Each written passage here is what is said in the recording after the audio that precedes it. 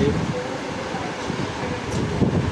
আমি সর্বপ্রথমে শ্রদ্ধার সাথে স্মরণ করি 1952 সালের বীর ভাষা সৈনিকদের।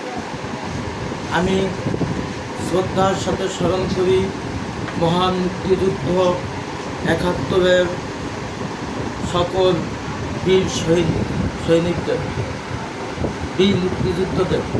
আমি শ্রদ্ধার সাথে স্মরণ করি যারা যুগে যুগে বাংলাদেশে গণতন্ত্রের জন্য জীবন দিয়েছে।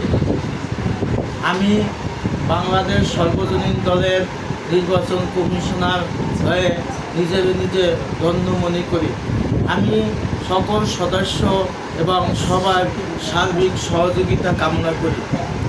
প্রত্যেকের কাছে আমি এটাই আশা করি, বর্তমানে বাংলাদেশ সর্বজনীন দল যেভাবে আছে, একটা হযবরল অবস্থায় আছে, এমতো অবস্থায় আমার মাথায় যে গুরুত্বপূর্ণ দায়িত্ব দিয়েছে, ইনশাআল্লাহ আমি অতি সৎ সাহস নিয়ে এবং আমার সততা দিয়ে আমি সেই দায়িত্ব পালন করব এবং আপনারা সবাই আমাকে সার্বিক সহযোগিতা করবেন।